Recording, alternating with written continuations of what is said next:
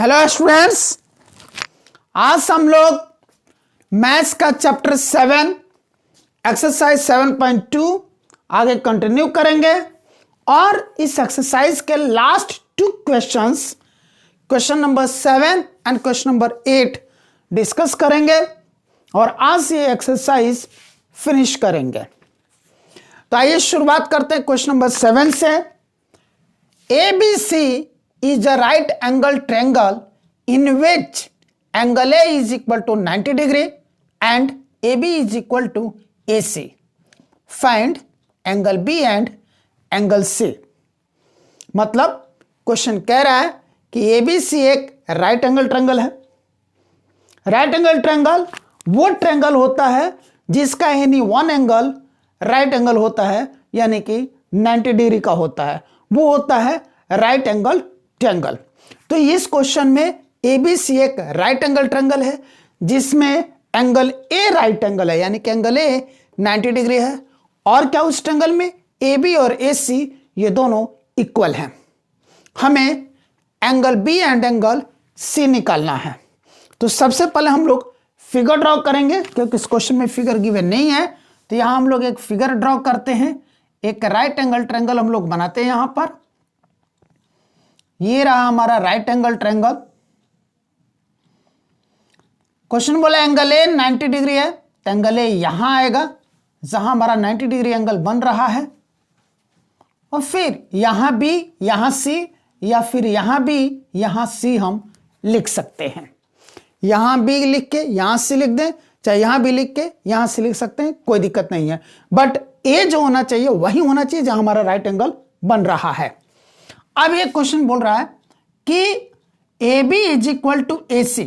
ये जो AB है ये AC के इक्वल है, इन दोनों ही साइड्स का लेंथ इक्वल है।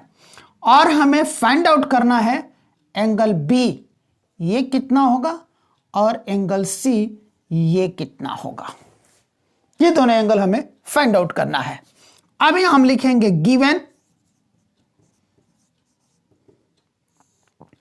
गिवन क्या क्या इस क्वेश्चन में, तो इस क्वेश्चन में गिवन है right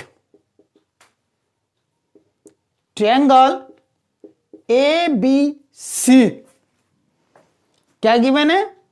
right triangle ABC in which angle A is equal to 90 degree. आगे यूज करने के लिए हम इसको इक्वेशन 1 यहां पर मान लेते हैं, इसका रेफरेंस देंगे हम लोग आगे। फिर है AB is equal to AC, इसको भी आगे यूज करने के लिए, रेफरेंस देने के लिए इसको इक्वेशन 2 हम लोग मान लेते हैं। फिर लिखेंगे टू फाइंड, हमें निकालना क्या है angle B and angle C। Angle B and angle C ये क्या होंगे, ये हमें निकालना है। अब आते हैं हम सॉल्यूशन पे। जब यहां टू फाइंड लिखते हैं तो हम लोग यहां पर सॉल्यूशन लिखते हैं। सॉल्यूशन में क्या लिखेंगे हम? In right triangle ABC, right triangle ABC में since AB is equal to AC, कहां से आए ये? फ्रॉम इक्वेशन 2, या फिर हम इसकी जगह गिवन भी लिख सकते थे, दिया हुआ है। देयरफॉर क्या हो गया? अब आपको मैं बताया था कि किसी भी ट्रायंगल के इक्वल साइड्स के अपोजिट एंगल्स इक्वल होते हैं। किसी भी ट्रायंगल के इक्वल साइड्स के अपोजिट एंगल्स इक्वल होते हैं, मतलब जो साइड इक्वल है उनके आमने सामने के जो एंगल बन रहे हैं वो इक्वल होते हैं।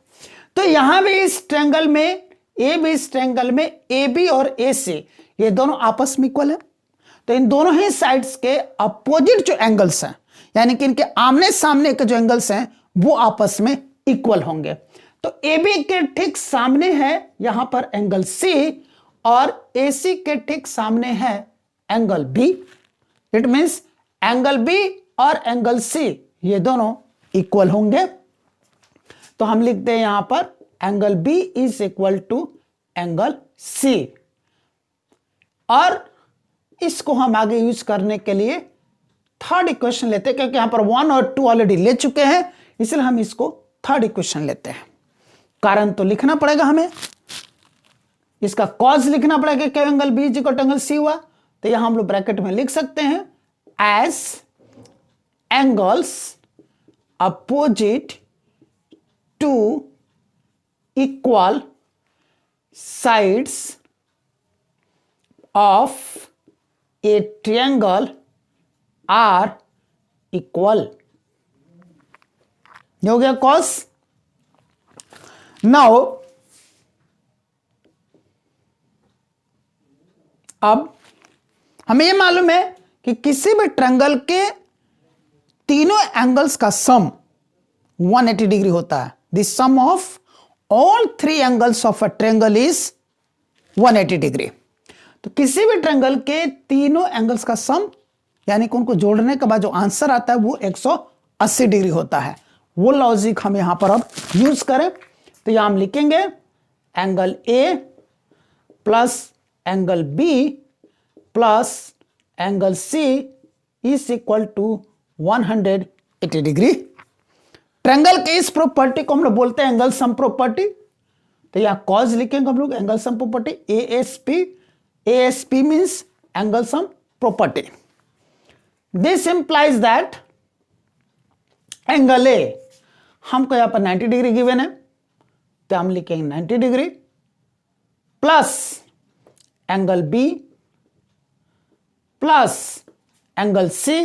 यहां थर्ड इक्वेशन में देखिए एंगल बी और एंगल सी इक्वल है, इसलिए हम एंगल सी की जगह एंगल बी यहां हम लिख सकते हैं। तो यहां हमने लिखा angle B is equal to 180 degree. This implies that angle B plus angle B is equal to 2 angle B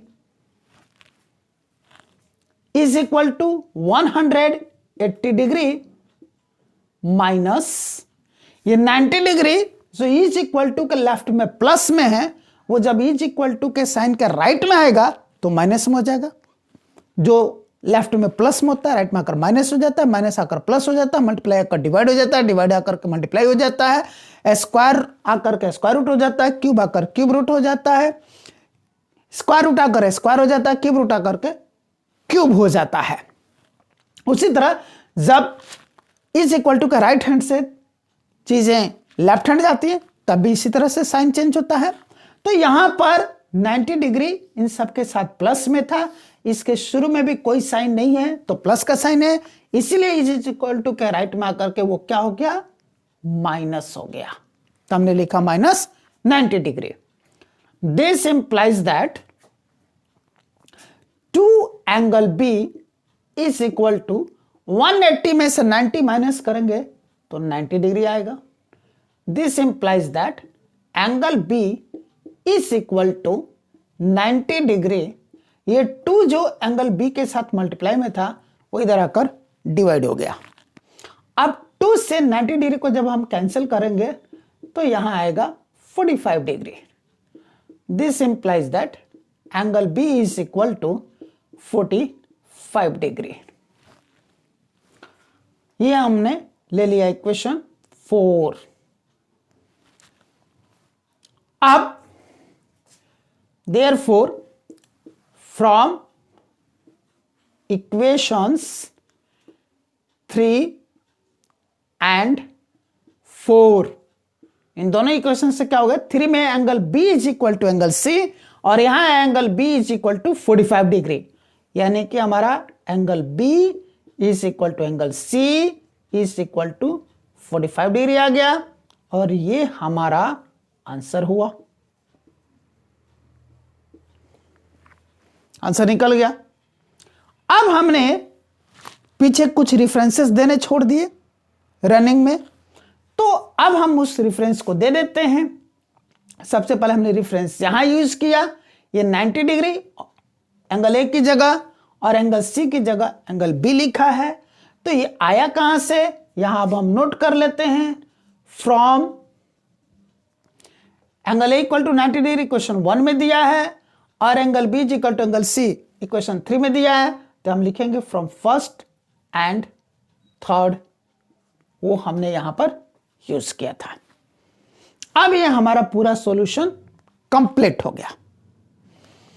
आइए अब देखते हैं question number 8। Show that the angles of an equilateral triangle are 60 degree each. दिखाइए कि एक equilateral triangle के सभी angles 60 degree के होते हैं। तो हम लोग सबसे पहले यहां पर एक इक्विलेटरल ट्रायंगल बनाएंगे।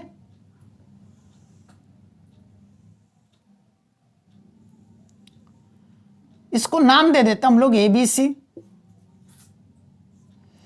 इक्विलेटरल ट्रायंगल वो ट्रायंगल होता है जिसके ऑल 3 साइड्स इक्वल होते हैं। तो इसके ऑल 3 साइड्स हम इक्वल कर देते हैं। AB is equal to BC is equal to AC। All 3 sides equal हो गए और हमें यह भी मालूम है कि इक्विलेटरल ट्रायंगल के ऑल 3 एंगल्स आर इक्वल। तो इसके ऑल 3 एंगल्स भी इक्वल हो गए। Angle A is equal to angle B is equal to angle C।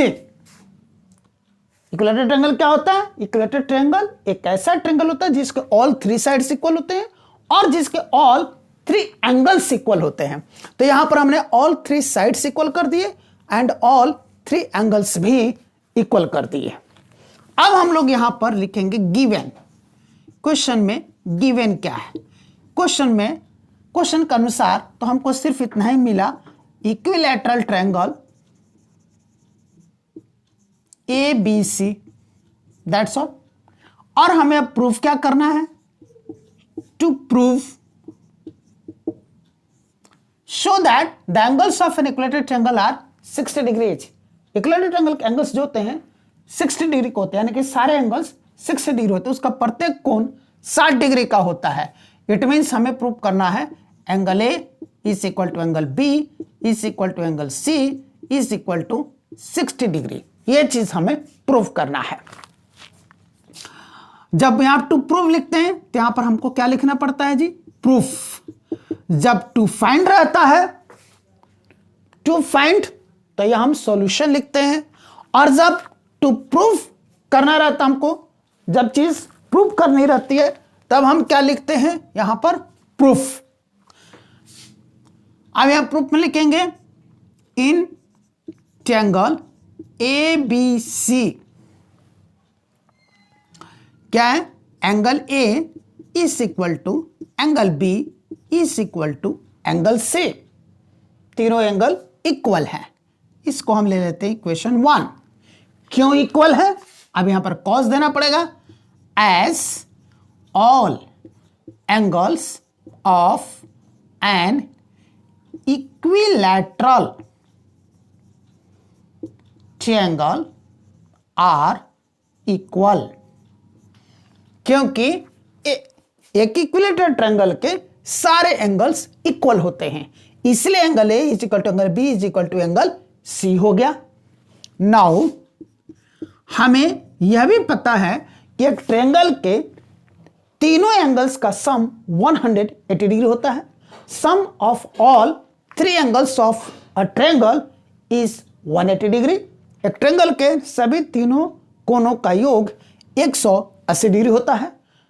इस प्रॉपर्टी को हम लोग बोलते हैं एंगल सम प्रॉपर्टी, जिसको कि शॉर्ट में हम लोग ASP लिखते हैं। तो उसी लॉजिक को हम लोग यहां पर इस्तेमाल करें तो हो गया angle A plus angle B plus angle C is equal to 180 degree. और इस प्रॉपर्टी का नाम यहां पर कॉज के रूप में हम लोग लिखेंगे ASP, एंगल सम प्रॉपर्टी। जो प्रॉपर्टी ये कहती है कि the sum of all 3 angles of a triangle is 180 degree. This implies that angle A plus, जब angle A, angle B, angle C equal है, तब हम एंगल B की जगह भी एंगल A लिख सकते हैं, लिख दिया। एंगल C की जगह भी हम एंगल A लिख सकते हैं, लिख दिया। Is equal to 180 degree. ये कहां से लेकर आए हम लोग? From equation 1। क्या लिखेंगे? From equation 1. This implies that angle A plus angle A plus angle A मिलके कितना हो गया? 3 angle A is equal to 180 degree. This implies that angle A is equal to 180 degree. यहां 3 एंगल ए के साथ multiply में था, is equal to के लेफ्ट में. जब वो इज इक्वल टू का राइट में जाएगा तो डिवाइड हो जाएगा, तो 3 यहां आ गया. अब ये 3 से कैंसिल होकर के हो गया कितना? 60 degree. This implies that angle A is equal to 60 degree. ये हमारा सेकंड इक्वेशन हो गया. अब from equation first and second, from equations first and second क्या हो गया? यहां angle A is equal to angle B is equal to angle C है. Angle A is equal to angle B is equal to angle C है, और यहां angle A is equal to आया है 60 डिग्री, तो ये सारे हो गए 60 degree. Angle A is equal to angle B is equal to angle C is equal to 60 degree. यही हमें प्रूव करना था, हेंस प्रूव्ड.